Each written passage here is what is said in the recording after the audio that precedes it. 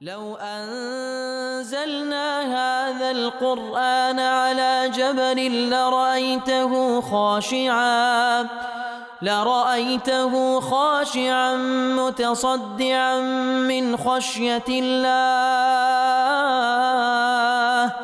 وتلك الأمثال نضربها للناس لعلهم يتفكرون.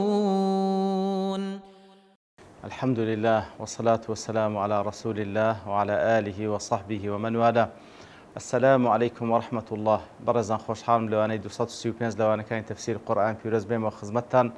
بس رزامندي خواهي قول وهوادانم اوي آزي سودي لور بقرن. أعوذ بالله من الشيطان الرجيم. بسم الله الرحمن الرحيم. فتقبلها ربها بقبول حسن وأنبتها نباتا حسنا وكفلها زكريا.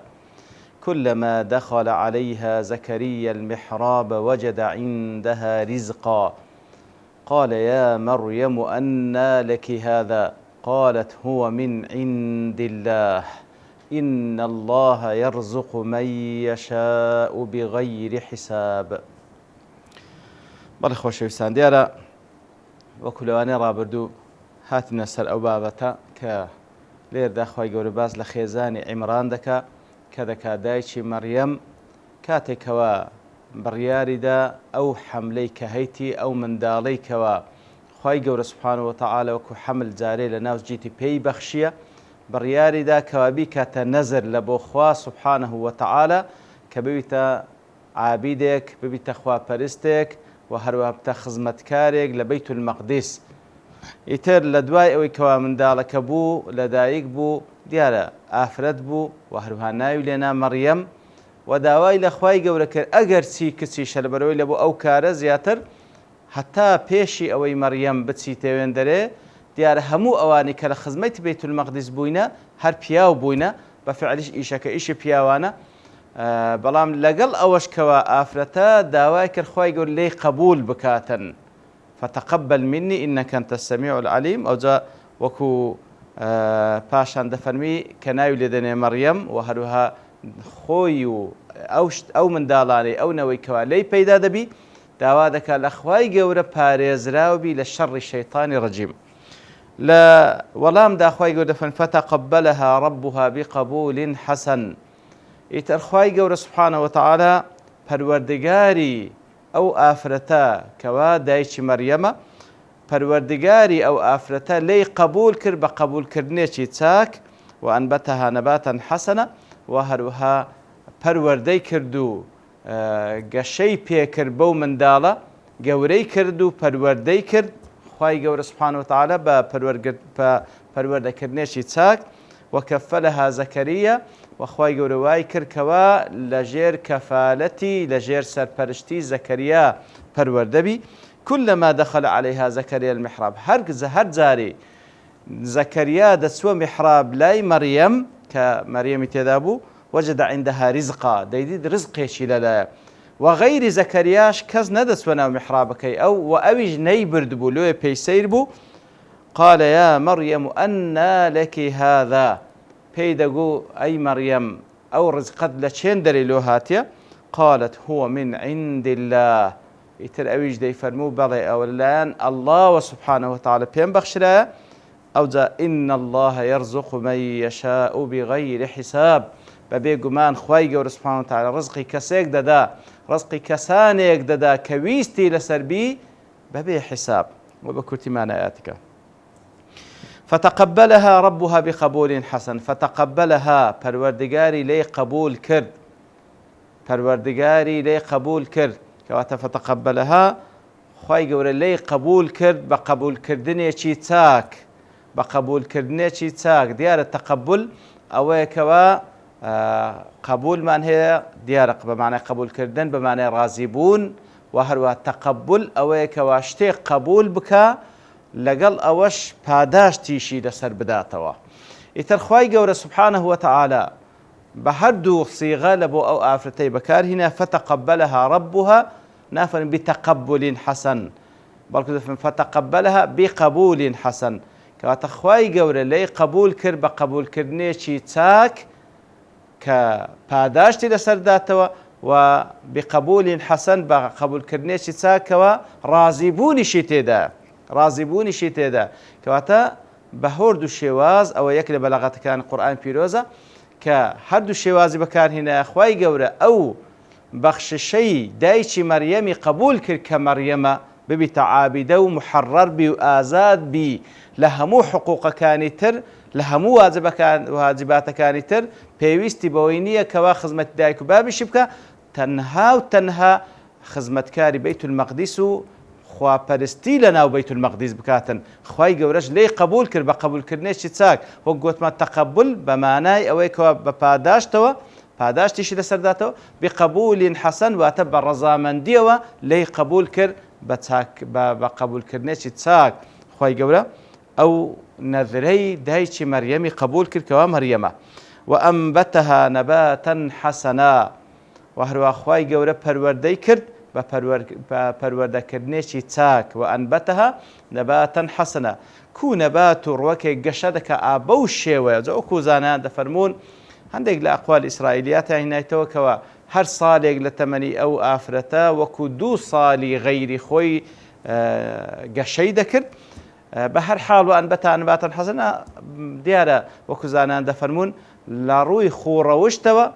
و هەروەها لە ڕووی جەستەییەوە خوای گەورە زۆر بە چاچی پەروەردەی کرد سبحانه وتعالى کەواتە لە ڕووی جەستەییەوە و هەروە لە ڕووی خوڕەوشت و طەبیعاتەوە زۆر بە چاچی خوای گەورە سبحانه وتعالى پەروەردەی کرد وكفلها زەکەریا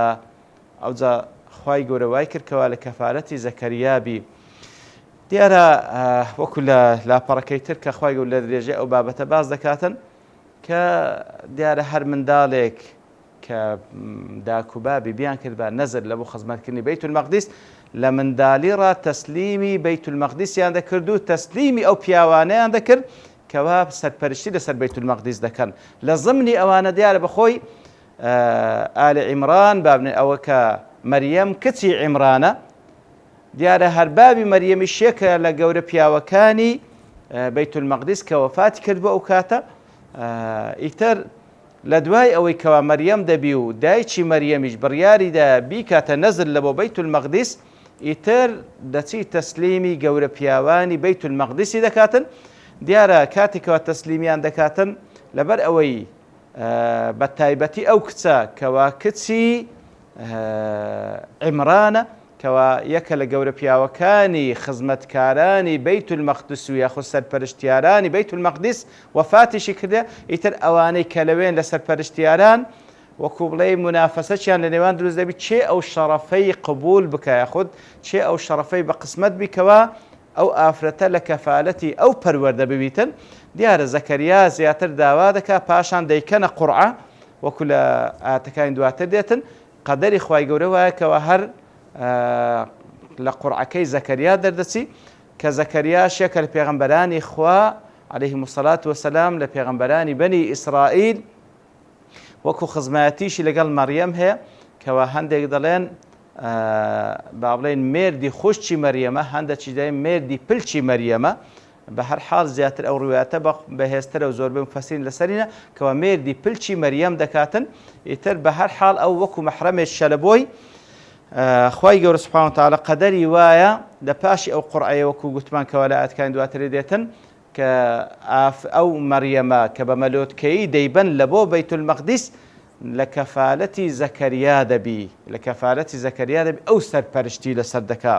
وەکەفەلەها زەکەریا کە وەکو گوتمان پێغەمبەرێکە لە پێغەمبەرانی خوا. كلما دخل عليها زكريا المحراب هەر کاتێک کەوا دیارە سەبرەکە پەروەردە دەبی وەکو خوای گەورە لە ئاتکە دەفەرمێ وأنبتها نباتا حسنا وەکو ڕوەکێک کەوا گەشەی پێدەکا خوای گەورە سبحانه وتعالى بە گەشەکردنێکی چاک. ئیتر کاتێک کەوا بای هەندێک گەورە دەبی کەوا دەست بە عیبادەت بکە لە میحرابەکەی خۆی خەریکی عیبادەت دەبی. دیارە میحرابیش وەکو زانان دەفەرمێن لێ ناوی لێنرا میحراب لەبەر ئەوەی لەوێن دەرێ میحراب جێگای عیبادەتە. طبعا میحراب لێ پێگوترێ میحراب لەبەر ئەوەی جێگای عیبادەت تێیدا ئیعلانی حەربە لەگەڵ شەیطان و نەفس و هەوا و ئارەزوو. ئیعلانی حەربە کەواتە میحراب کەوا جێگای عیبادەتە لەوێن دەرێ محاربەی شەیطان و محاربەی نەفس و هەوا و نەفس دەکرێتن. كلما دخل عليها زكريا المحراب لو محرابي دكوا مريم تيدا عبادة دكا هر كاتكوا زكرياي سرپرشتياري دچيتن سرداني بكاتن وجد عندها رزقا. تماشا دكا كوا لمن رزقك موجودة رزقا هر زاري رزقك موجودة كوا أو نيبردية وغيري ويش متأكدة هيس كسيك هاتو سي وآفرتنا كدي باش أو رزق لشي هاتية لو لي برسيادك قال يا مريم أنى لك هذا لي برسيادك يا مريم أو رزق لشين دري لو هاتية أنى لك هذا أو رزق لشين دري لو هاتية قالت هو من عند الله وراستي أو رزق لله الله سبحانه وتعالى قالت هو من عند الله وراستي أو رزق لله الله سبحانه وتعالى بس الشيويك خواي قولي لبوي دنار بس الشيويك خواي قولي دنار بهمو حساباتك ببيع حساباتي بهمو بابلين لخارج حساباتي بشري بوا يعني هي السبب شيء ظاهرين بوا لبرويك وقتمان بتأكيد غير زكريا هيتس كسيق نسوتنا أو محرابي كوا مريم خوا پرستی تێدا دەکا کەواتە لە خارجی نطاقی بەشەریەت بووە بە چ شێوەیەک خوای گەورە ناردیتی بەس خوا دەزانی سبحانەوە وتعالە لە ڕێگای مەلایکەتێک بووە بە هەر شێوەیەک بیتن خوای گەورە ڕزقی لە بۆ ناردێت بۆ ئافرەت قالت هو من عند الله ڕاستەوە زۆر مهمە کەوا ڕزق بەفعلی هەموو ڕزقی خوای سبحانەوە وتعالە بس زور مهمة كوا هموما فعلا أو رزقي خواي جور سبحانه وتعالى أو بسبب يان بسبب لو ما دي بيدينو بال الله سبحانه وتعالى قالت هو من عند الله كوا أو رزقي كوا بسبب يجلبو دي بالتأكيد همو الله إخواي سبحانه وتعالى ببي شك همو إخواي وبيشت شكراني لسر بكري قالت هو من عند الله بيشت شكراني لسر بكري بيدي بال الله سبحانه وتعالى أوزا دفرم إن الله يرزق من يشاء بغير حساب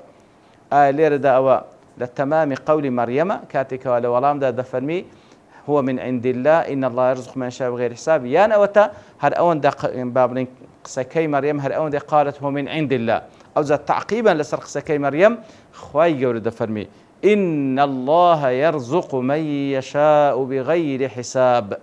بيقمان الله سبحانه وتعالى رزقي كسانك ددا كويستي لسربي بغير حساب ببي حسابك وانا كان رابدوش باس ماكر كاتك واخوا لكاتك دا كخواي قول سبحانه وتعالى تاكو يكو بشريكة بيستي بحساب كردنيا لبرو عادة كسك وشريكي هبي لبخشين دا بيست حساب بكا لبروي شريكة كي لقال حساب دكا بلام لله المثل الأعلى خواي قول الشريك يشينية تاوك بحساب ببخشي لو ببي حساب ده بخشي وهروها لو روانقش خواي قول ببي حساب ده بخشي ببي مقابل لبروكاتك وكسك شتيك ببخشي لبرامبر ده داوي مقابل اللي بكاتن أو بحساب بيد بخشي تاوك بالمقابل حسابك ليه ورقريتو بلام خواي قول ببي حساب ده بخشي ببي مقابل ده بخشي لو ببي حسابه سبحانه وتعالى لو براستي هرسندي شكراني خواي قورة بكي براستي وإن تعدوا نعمة الله لا تحصوها أصلا نعمة كان ناجمر انتاوك بتواني باي أون دي شكراني بكي بلام لقل أوش بيويستهر شكراني بكي لبر أوي براستي دبي إنسان سبلو بي أمق نبي برامبر بخوا سبحانه وتعالى ولكاتي شكراني كرنيش براستي لئن شكرتم لأزيدنكم هرسند شكراني نازو نعمة بكي خواي قورة زياترت بيدا بخشي هنالك دعا زكريا ربه لوين در لو كاتيك أوي بتساي خويديد دعا زكريا ربه لوين در زكريا دعاي كردو لخواي قورة باراوة سألير داو كزانان دفرمون كاتيك وإنسان نعمتك بكسيك دبيني أو زي نعمتك ديني يا نعمتك دنيوي كاتيك ونعمتك دبيني بكسيك خواي قورة بي بخشيا زي خويتي لوين در يكسر دعاء بكي لبر فضلي خواي قوري يقدار زورة بشي هموان دكا خزائن كان خواي قوري برا سبحانه وتعالى هنالك دعا زكريا رب لوين در كاتك وزكريا بتساي خوي أو معد زيديد كوا رزقك للا خواي قوري ببي مقابل ببي حساب بمريم ده بخشري لوين در دعاء دكا ودو باريتوا لپروردگاری چی دڵێ قال ربي هب لي من لدنك ذرية طيبة یا ربی خوا پێم ببەخشی لەلایەن خۆتەوە ذڕیەت و نەوەیەکی چاک و پاک هەبلی وەکو هیبەیەک پێم ببەخشە دیارە هیبە ئەوەیە کەوا بەبێ مقابلە هیبە بەبێ مقابلە یعنی بەبێ وجودی ئەسبابە هیبە بەبێ وجودی ئەسبابە لێیە کاتێکەوە وەکو لە دواترێش ڕۆن دەبیتەوە کەوا زەکەریا لە کاتێکدا کەوا بەو شێوە دوعا دەکا بەلەغەنی الکبر گەورە بووە با خێزانەکەشی عاقرە کە نەزۆکە ئەوجا دەفەرمی خوایە پێم ببەخشە لەلایەن خۆتە وەکو هیبەیەک لەبەرەوەی بە حساباتی بەشەر ئەسباب و هۆکار نییەکەوە منداڵمان بەڵام لەلایەن خۆتەوە پێمان بەخشە هەبلی من لەدونک لەلایەنی خۆتەوە لەبەرەوەی خوا سوبحانەه وتەعالە کاتێکەوە بەخشینێک دەبەخشی لەبەرەوەی خوایەکی ئەلعەظیمە لێ تەوەقوع دەکرێ بەخشینی خوای گەورە زۆر عەظیم بی تر تەماشای دوعای پێغەمبەران دەکەی عەلەیهیمو سڵات وەسەلام چەند بەزاناییە تەوەسول دەکا بە ئەسما و صفاتی خوای گەورە سوبحانەه وتەعالە هەبلی من لەدونکە ذورریەتە طەیبە وهروە ئەو زوڕیەت و ئەو نەوەش کە لێت داوا دەکەم طەیب بی یا رب العالمین کەواتە نامەوێ هەر نەوەیەک بی نامەوێ هەر منداڵێک بی بەڵکو دەمەوێت منداڵێکی طەیب بی پاک بی چاک بی پاک و چاک بی لە خۆڕەوشت پاک و چاک بی لە جسم و لە هەیئەت و لە شکلیدا کەواتە بەڕاستی زۆر مهمە ئینسان کە دوعا دەکا تەحدیدی بکا دوعاکەی ربي هب لي من لدنك ذرية طيبة لەلایەن خۆتەوە پێم ببەخشە زۆڕیەت و نەوەیە کەوا طەیب بی هەم لە خۆڕەوشتەوە هەم لەلایەنی جەستە و لاشەوە إنك سميع الدعاء إنك سميع الدعاء دیارە عینی بەبێ گومان یا رب العالمین ئەتو سميع الدعاء کەواتە ئەوەش عین تەوەسولە بە ناوێک و صفاتێک لە صفاتی خوای گەورە سبحانه وتعالى خوای گەورە لێت دەپاڕێمەوە کەوا نەوە و زوڕیەتێکی طەیب و چاکم پێ بەخشی لەبەرەوەی ئەتوو بە بێگومان سەمیع الدعاء سەمیع الدعاء دوعا دیارە سەمیعیش بە مانای ئەوەی کەوا دەبیستی و وەڵامیش دەدەیەوە کەواتە سەمع بە مانای ئەوەی کەوا دەبیستی و هەروە وەڵامیش دەدەوێت یا رب العالمین إنك سميع الدعاء دعاکانمان دەبیستی وەکو ئێمەش لە نوێژەدا کە لە ڕێگای پێغەمبەرەوە صلی الله عليه وسلم خوای گەورە فێری کردینە کە کاتێک کە لە ڕکوع هەڵدەستێنین سەمیع الله لمن حەمیدە خوای گەورە دەبیستی و وەڵامیش دەداتەوە ئەو کەسێکەوە حەمد و سەنای خوای گەورە دەکا ئەوجا دەچیە سوجود لەوێن دەرێ وەکو پێغەمبەر صلی الله عليه وسلم پێمان دەفەرمیتن کەوا سوجود جێگای دوعاکردنە لە پێشەوە تو بە خۆت گوتیتت سەمیع الله لمن حەمیدە ئەوجا دەچی دوعا دەکەی لێرەش کاتێکەوە دوعا دەکا و لە خوای گەورە دەپاڕێتەوە بەو شێوەی کە خوایە هەر ئەتووی هەندێک سبحانه وتعالى کەوا لێت بپاڕێمە لەبەرەوەی سەمیع الدعاء دەبیستی و وەڵامیش دەدەیەوە ئیتر بەو یەقینە دوعا دەکاتن لە کاتێکدا کە بە خۆی تەمەنی وەکو لە هەندێک ڕوایەتدا هاتیە لە سەروی سەتیە خێزانەکەشی لە حدودی 90 ساڵیە و عاقریشە و با بڵێم نەزۆچشە و منداڵی نای بەڵام چونکە سیقە و یەقینی بە قودرەت و دەسەڵاتی خوای گەورە هەیە داوای لە خوای گەورە دەکات سبحانه وتعالى و بەو شێوەش دەڵێ سەمیع الدعاء کەوا تەوەقوع دەکەم دوعاەکەم قبول بکەی و پێم ببەخشی ئیتر لێرەدا لەبەر تەوابوونی کات دەوەستین بە پشتوانی خوای گەورە لەوانەی داهاتوودێن و خزمەت ئاەتەکان و زیاتر باسی لێوە دەکەین وصلى الله وسلم على نبينا محمد وعلى آله وصحبه أجمعين وآخر دعوانا الحمد لله رب العالمين لو أنزلنا هذا القرآن على جبل لرأيته خاشعا متصدعا من خشية الله وتلك الأمثال نضربها للناس لعلهم يتفكرون